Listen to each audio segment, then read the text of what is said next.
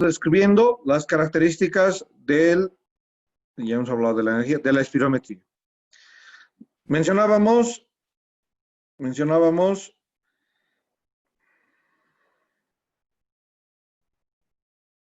el volumen corriente, ahí está, de 500 ml, un volumen de reserva inspiratorio definido como un volumen adicional que se puede inspirar, después de un volumen corriente normal. Dicho volumen es de 3000 ml. Estarán atendiendo. Tenemos un volumen expiratorio que es o se define como el volumen adicional máximo que se puede expirar. Después de sacar un volumen corriente, nosotros podemos expirar adicionalmente 1100 ml. Y definimos como un volumen residual a todo volumen que queda en los pulmones después de haber realizado la expiración más forzada. Quiere decir, ustedes cuando botan el aire, les dice, bote el aire, saque el aire, sacan todo el aire y en el pulmón va a quedarse una cantidad de aire. Esa cantidad de aire representa a mi volumen residual en 1200 ml. Les he dicho que estén atentos. ¿Por qué? Porque vamos a hacer ronda de preguntas. Alieta Fernández, active audio. Sí, doctor. ¿Cuál era el volumen corriente? El volumen corriente es de 500 ml. Muy bien, muy bien. Matthew Pinto, active audio.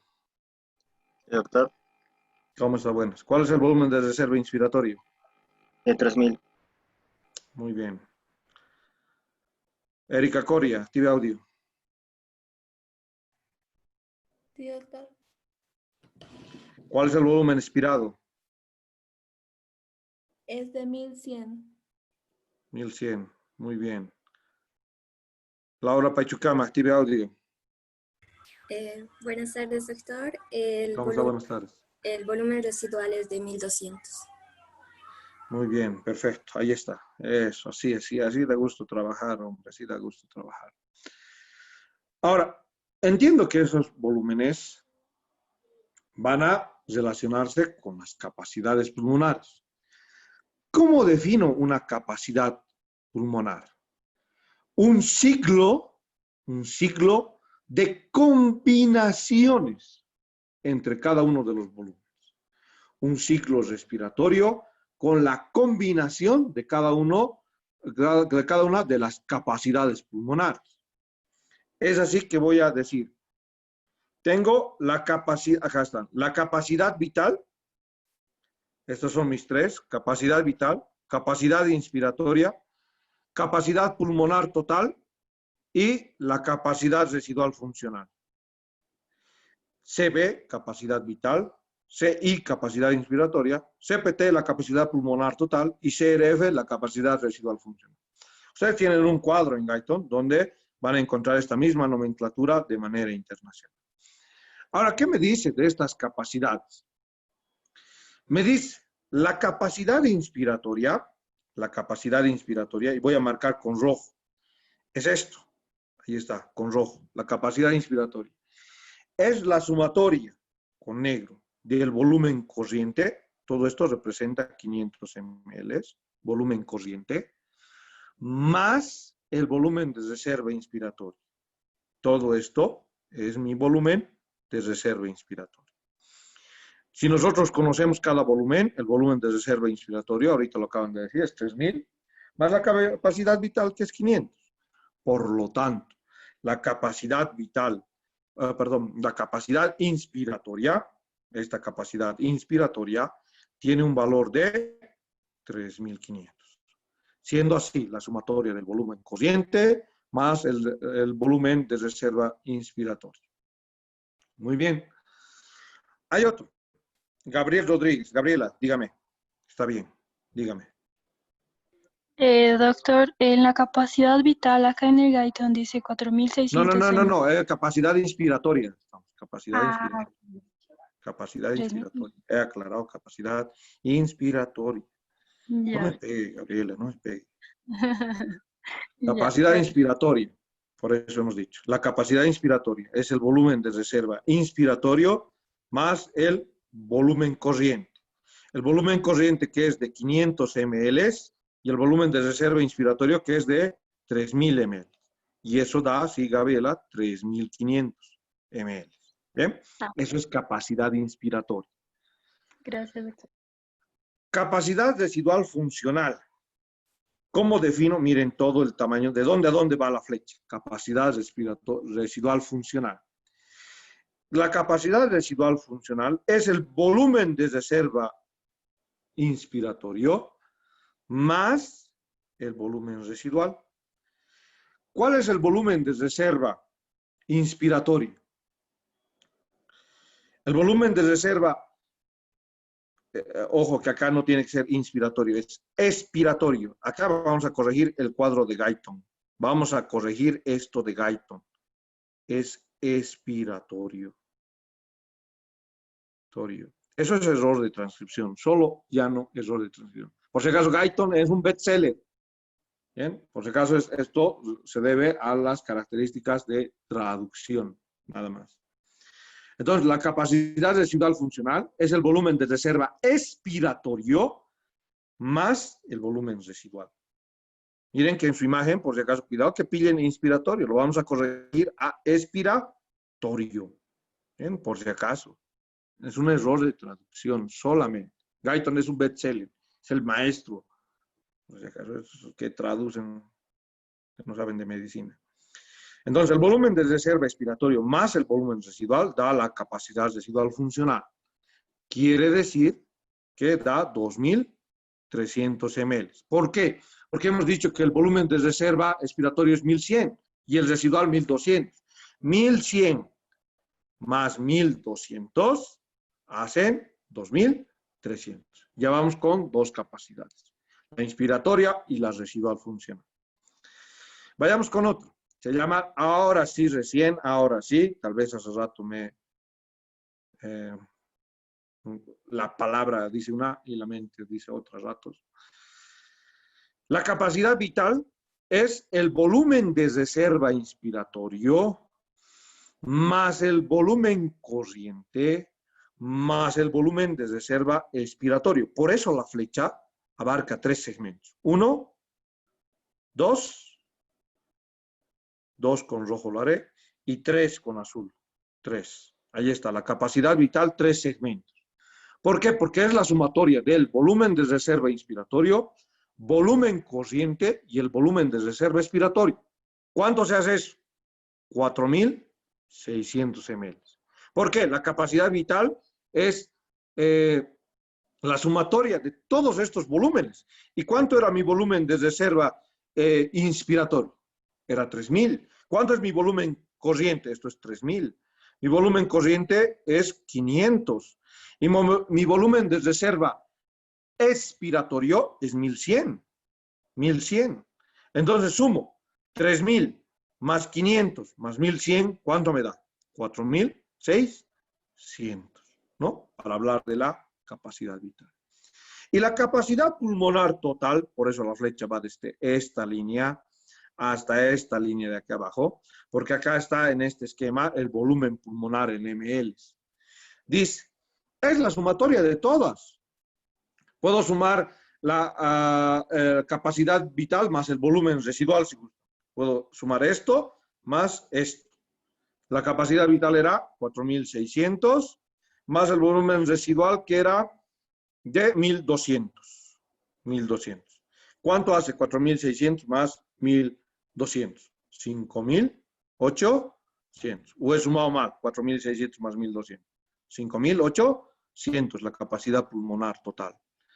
Entonces, quiere decir que en inspiración máxima del doctor Ayala, ¿no? Que no es fumador, hace ejercicio, es de 5800. Ahí ya sí son fumadores, no hacen ejercicios. Y además las características sedentarias, no creo que lleguen a los 5800. Pregúntenle a estudiantes de semestres pasados, han hecho espirometría conmigo.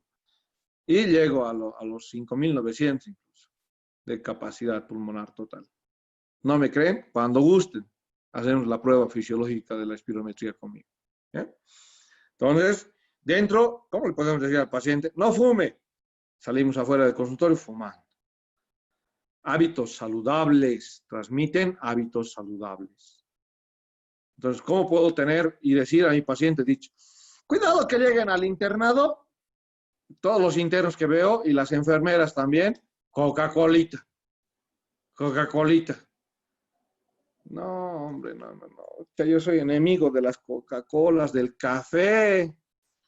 En exceso, obviamente una taza de café, que es rico en invierno, pero una sola tacita al mes o cada 2 veces al mes, para el gusto.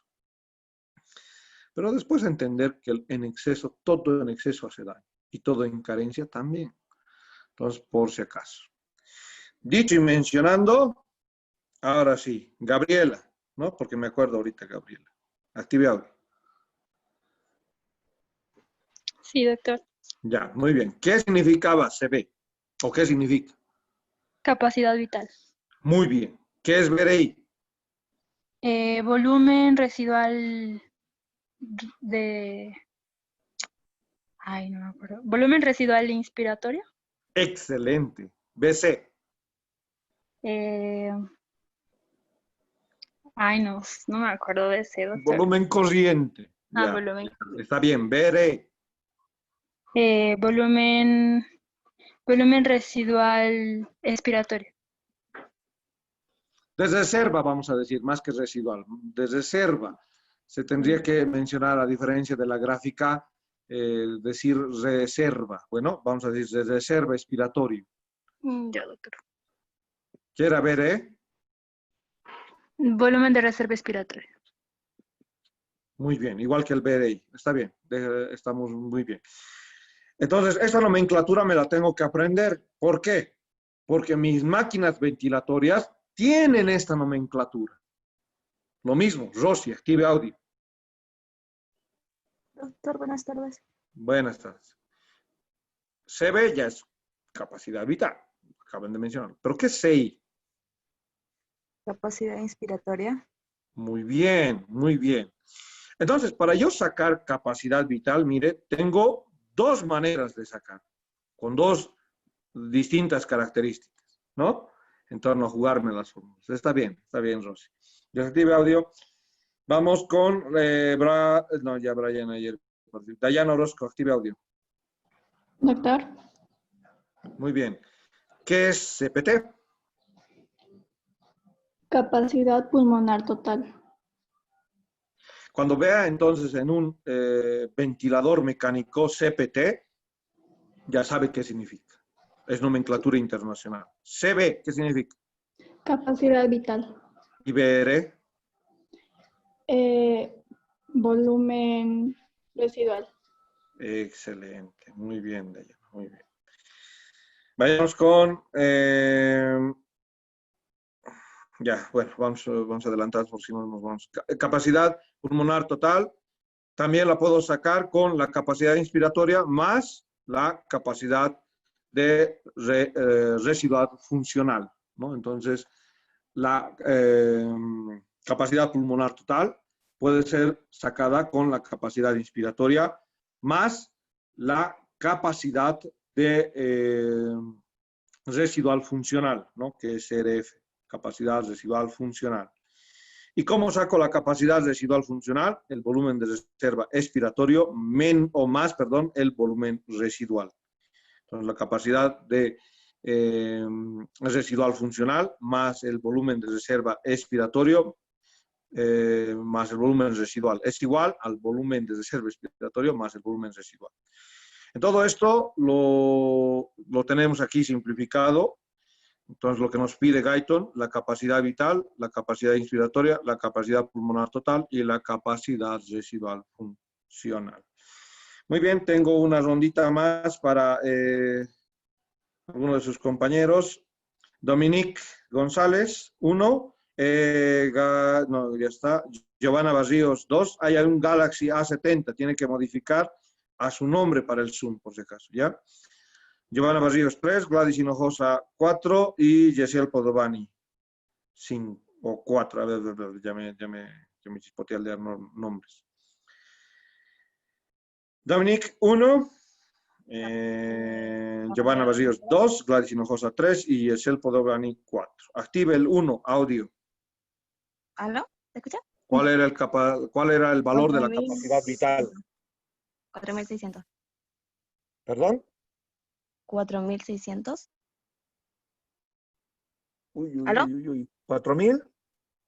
600. Ya, 4.600. Sí, no lo escucho tal vez por la interfaz del audio. Número 2. Doctor, Muy bien. Capacidad inspiratoria. ¿Cuál era el volumen de la cantidad de aire en la capacidad inspiratoria? 3.500. Muy bien, muy bien. CPT número 3. Nonza 3. Mencionó antes de doctor. Podobani. ¿Eh? ¿Ya está? Doctor. Giovanna, ¿no? No, doctor, Gladys. Ya. ¿Qué es CPT? ¿Cuánto es el valor? 5.800. Ya, 5.800. Si yo le digo 5.8 litros, ¿es igual o no es igual, Gladys?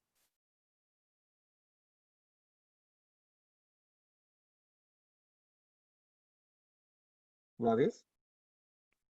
Sí, doctor. Ah, ya, perfecto. Giovanni, ¿cuánto es la capacidad residual funcional? 4.200, doctor. ¿O no?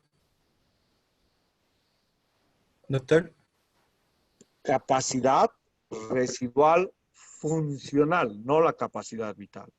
2.300. Eso, 2.300, recién, Giovanni, recién.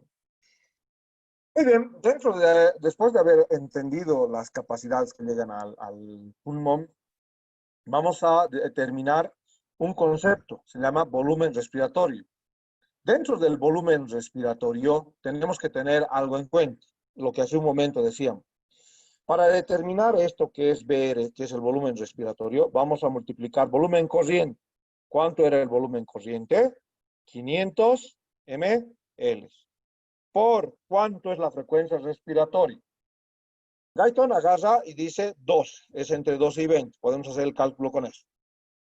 Y tenemos que 500, a ver, multipliquen 500 por 12, ¿cuánto sale? Vamos a tener un volumen respiratorio por minuto aproximadamente de 6.000 ml, o lo que es igual, hace un momento le decía Gladys, 6 litros. Entonces este volumen residual es el óptimo, ¿no? Es el óptimo en una cantidad de volumen corriente por una cantidad de frecuencia respiratoria. Se manejan estos ml aproximadamente. 6.000 ml o 6 litros. ¿Bien? Entonces, eso en relación al volumen respiratorio. Cuando yo hable de espacio muerto, me tengo que imaginar los pulmones.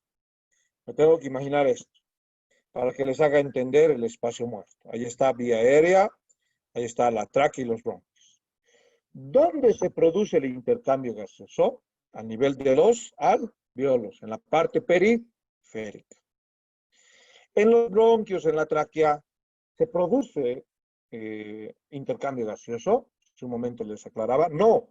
Entonces, de todo el aire que ingresa, de los 500 ml que ingresa por minuto, cerca de 150 ml van a constituir o se van a quedar en el espacio muerto. ¿Qué quiere decir? En estos pulmones, en la tráquea, en los bronquios, lobares, segmentarios, el aire no va a sufrir intercambio gaseoso. ¿Con cuánto de aire me voy a quedar? Solamente con unos 350 ml.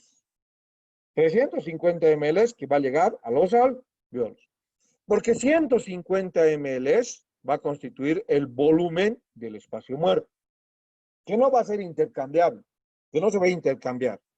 Ahora sí, a esa área donde no sufre intercambio gaseoso, le voy a denominar mi área gris, a la tráquea, a los bronquios. ¿no? Y hay un experimento que Gaito menciona que se ha realizado con nitrógeno. Entonces, dentro, cuando se le da bastante oxígeno al paciente, solamente se le hace inhalar oxígeno y luego se le saca, se le pide la exhalación para medir las características de los valores de nitrógeno. Es así como se ha determinado que existe un área gris, un área o una cantidad del aire que no es intercambiable. ¿Qué tal que como entró, salió? No estamos botando CO2, sino estamos botando el mismo aire que ingresó con las... ¿Por qué? Porque ese aire con oxígeno y nitrógeno se ha quedado en tráquea y bronquios en puntos no intercambiables. Bueno, donde no hay intercambio gaseoso. La ventilación alveolar la defino como la frecuencia respiratoria, que es 12, y ahora sí tomo en cuenta ese espacio muerto. ¿Por qué? Porque digo, el volumen corriente menos esa cantidad en el espacio muerto. ¿Cuánto era? 150 ml. Entonces voy a tener acá una ventilación alveolar. Entonces vamos que 12, 500 menos 150 hacen 350. Lo que me queda por multiplicar es solamente 350 por 12. ¿Cuánto es? Si alguno ya lo saca antes que su doctor Ayala. 4.200. 4.000, ¿cuánto? 4.200. Eso es Matthew, eso es Matthew.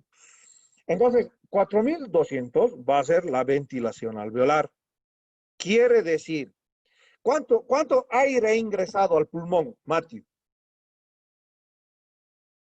Con la frecuencia respiratoria que hace un momento le decíamos y con el volumen corriente. Por minuto, ¿cuánto ha entrado?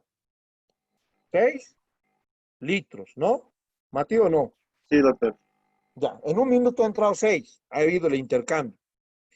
Pero justamente en ese minuto, como estamos calculando la frecuencia respiratoria a 12 por minuto, en un minuto, cuando nos jugábamos con el volumen corriente, era 6 litros. Pero al alvéolo no llegan 6 litros. Al alvéolo, ¿cuánto llega? Porque se queda en la tráquea. En un minuto, en cada respiración de esos 500 ml, solo 350 ml. Introduzco aire en una respiración, solo 350 ml llega al alvéolo.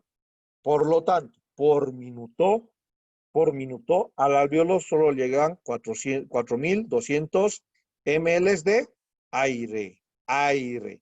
¿Estamos, Mateo? ¿Se comprendió, Mateo? Sí, doctor, se ha comprendido. Ya, perfecto. Ha llegado al alvéolo entonces 4.200. Ahora, si yo digo que eso representa mi ventilación alveolar, yo tengo que calcular otra de las características que me dice Guyton. De esos 4.000, yo quiero que hagan el cálculo. De esos 4.200 ml, ¿de qué es? ¿Es de aire o no es de aire? A ver, Brenda. ¿Es 4.200? ¿Es aire o no es aire? Brenda, active audio. Brenda, ¿no hay Brenda? Sí, doctor, perdón, se puso bonito. Ha pasado algo con su audio, ya. 4.200 ml de aire, Brenda.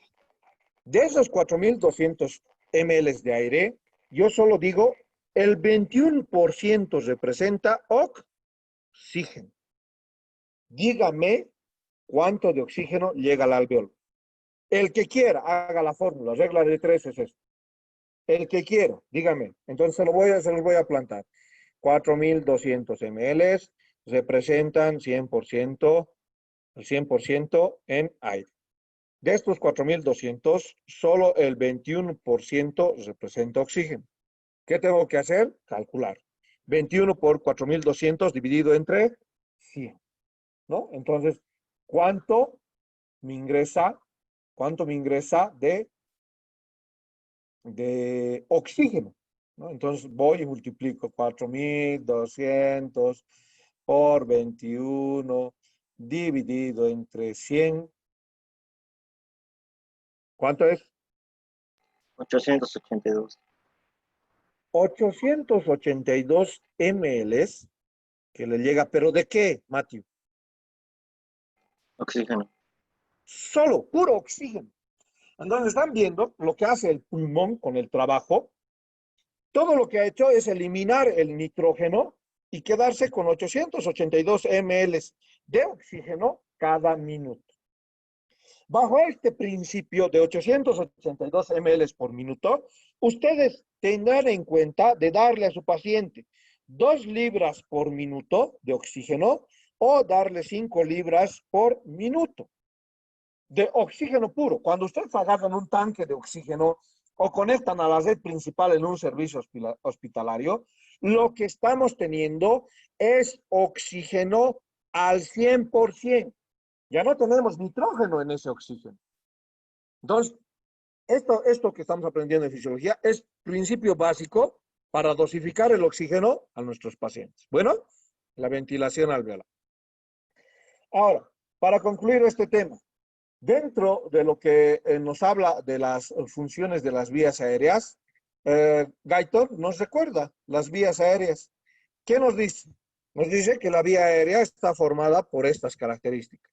Desde la vía nasal, desde el componente faríngeo, desde la laringe, esto que se conoce como laringe, el componente traqueal, aquí está tráquea, el componente bronquial, los bronquios principales derecho e izquierdo, y luego los bronquios lobares. El derecho va a tener 3 bronquios lobares y el izquierdo va a tener 2 bronquios lobares. La pared muscular de estos bronquios y la tráquea no están ocupadas al 100% por cartílago. ¿Recuerdan la anatomía? Esto era cartílago y la parte posterior tenía músculo liso. Gracias a Gaiton nos dice, gracias a la presencia de esa musculatura, tenemos las características de broncoconstricción y broncodilatación en esto que representa la pared muscular, ¿no? Tenemos una cierta resistencia al flujo aéreo del árbol bronquial. ¿En qué situaciones va a existir esta resistencia en la respiración tranquila? Entendiendo que cada uno de los alvéolos tiende al colapso. Por su tejido elástico se presenta dicha resistencia. Entonces existe una resistencia alveolar al flujo aéreo, así como también existe una resistencia del árbol bronquial al flujo aéreo, ¿no? Entonces, y esta resistencia, ¿de quién va a depender? Va a depender de centros nerviosos superiores para la contracción del músculo, para las características de la secreción o no de moco en esos bronquios. Por eso al oxígeno no le damos oxígeno puro. ¿Qué hacemos? Utilizamos un humidificador. Le ponemos suero fisiológico o agua, no agua de la pila, agua que no tenga microorganismos. Entonces ponemos agua hervida pero fría, o ponemos solución fisiológica, algo que se llama humidificador, teniendo en cuenta que el árbol bronquial desde la vía respiratoria superior, el aire tiene que entrar humidificado. Esa humidificación del aire va a impedir la resequedad en toda esta vía respiratoria superior, y esa resequedad va a dificultar el ingreso de aire o del oxígeno. Entonces, por lo tanto, ¿qué hacemos? Darle con el humidificador oxígeno húmedo, ¿no? Dentro la combinación con las partículas, humidificar el aire. Es así que si nosotros no humidificamos, la mucosa del aparato respiratorio puede presentar lesiones, sangrados nasales, características en la parte de la faringe cuando hay resequedad, viene esto que se llama el reflejo pufigénico, ¿no? ¿Quién gobierna esto? No, también nos habla Gaiton. Hay una contracción parasimpática, broncoconstricción, gracias a la acetilcolina. Y hay una broncodilatación, esto es por si acaso broncoconstricción, gracias a la CTH, y una broncodilatación, gracias a la adrenalina, Entonces, gracias al gobierno del sistema nervioso, es que una persona pueda justamente realizar las características de broncodilatación y broncoconstricción cuando así se requiere. En algunos casos, ya nos menciona Gaito en la parte fisiopatológica, por ejemplo, hay muchos reflejos que irritan la membrana. Ya hablábamos del reflejo tusigénico, pero no solamente el aire seco va a estimular este reflejo tusigénico. También están los gases irritantes. Alguna vez han ido a las marchas, están ¿qué se llaman estos? Olvidado. Matthew, ¿qué sueltan? El gas lacrimógeno, ¿no? Están los gases lacrimógenos, los gases irritantes, están el humo del cigarrillo o las infecciones bronquiales. Las infecciones del tracto respiratorio van a estimular al reflejo parasimpático para estimular la salida de ese microorganismo o de esa sustancia irritante, ya sea por el humo, por los gases o por las infecciones. Eso nos estimula una constricción bronquial para producir la salida de esa sustancia irritante, ¿no? ¿Qué más dentro de esta vía aérea? Existe moco recubriendo toda esta característica. Existe de manera fisiológica moco que recubre la vía aérea. Y ese moco está en relación a la acción de los hilos. ¿Para qué nos sirve eso? Hay muchas partículas en el aire que no tienen que ingresar a la vía respiratoria. Por lo tanto, el moco tiene la característica, uno, de humidifica, pero otro es de atrapar partículas que no tienen que ingresar a la vía respiratoria y juntamente cuando quedan atrapadas, esas secreciones van hasta la parte nasal y en la parte nasal a veces se estancan, ¿no? A veces tienden a salir y a veces tienden a forzar los individuos la salida, limpiándose y higienizándose la nariz, ¿no? Entonces ustedes verán, dependiendo de la contaminación ambiental, del ambiente en el cual están, va a existir la presencia o no de secreciones mucosas y que estas presenten una coloración particular, ¿no? Entonces van a ver a sus pacientes que trabajan con carbón, mucha que las características de esa secreción mucosa vienen pues pigmentadas de color negruzca. ¿Cómo estará, Dios mío, sus pulmones de eso? Si bien ganan bien, entonces, pero exponen a mucho en relación a sus pulmones.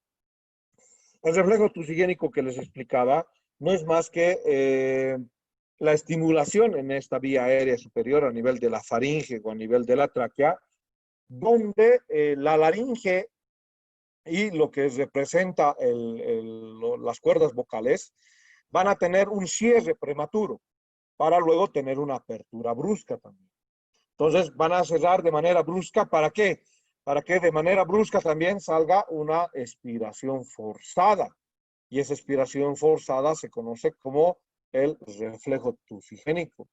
Unas presiones, primero se cierra la glotis, donde las presiones pueden fácilmente,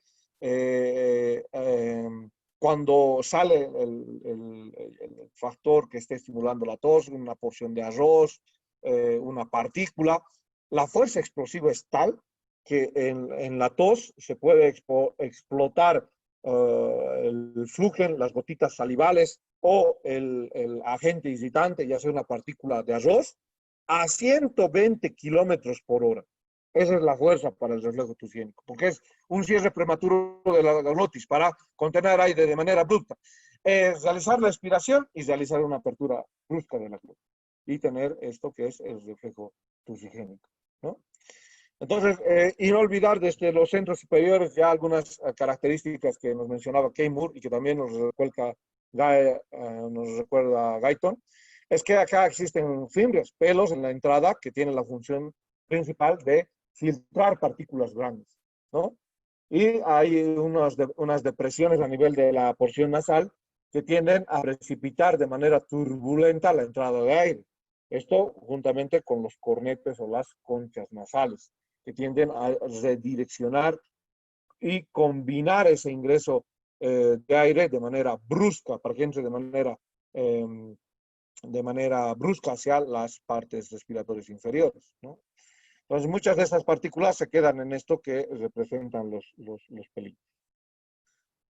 Para la vocalización que es una última de las partes que menciona Guyton, hay tres principios. Uno, el centro de control nervioso de la corteza. Ustedes ya saben el área de Broca, según neuroanatomía, ¿no? Entonces, la área de Broca para el lenguaje articulado. Tenemos un centro de control respiratorio encefálico, también que nos va a ayudar en la fonación. Y un centro que va en relación al hipogloso para articular las palabras, ¿no? Entonces, eso de los centros de control nervioso de la corteza a nivel del área de Broca, el centro respiratorio y el área donde se realiza la motricidad de la lengua, que nos permite la articulación oral, ¿no? Y la resonancia de las cavidades, que nos permite la articulación nasal. ¿Qué cavidades? Los senos, recuerden, los senos maxilares, los senos frontales, ¿no? Entonces, eso nos sirve para permitir esto que es la vocalización. La fonación propiamente es en la laringe, la fonación, la expulsión de aire para producir la fonación. ¿Cómo se define la fonación? Como el efecto vibratorio de las cuerdas vocales. Esto es fonación. Y la articulación se realiza en la boca. Fonación, ustedes pueden decir, esto es fonación, vibrar los pliegues vocales, ¿no? Eso es fonación. A su paciente cuando lo revisen van a hacerle decir 33, 1, van a realizar que haga fonación, donde interviene propiamente la laringe y las cuerdas vocales. Pero en la articulación, que es otra definición muy aparte, es a nivel de la boca, donde ustedes con las estructuras dentarias y la lengua juegan ese efecto de vibración y resonancia, ¿no? Acá anatómicamente va un recuerdo anatómico de la composición de la fonación: el cartílago tiroides, el músculo tiroaritenoideo, el cricoaritenoideo lateral, el cricoaritenoideo posterior, ¿recuerdan? El aritenoideo transverso también, ¿no? Los cartílagos aritenoides, el ligamento vocal, que ya ha sido descrito en la parte anatómica, que permiten el cierre o la apertura de la porción laringe, ¿no? Entonces ahí está la abducción completa, la apertura completa quiere decir, la abducción ligera, la abducción interna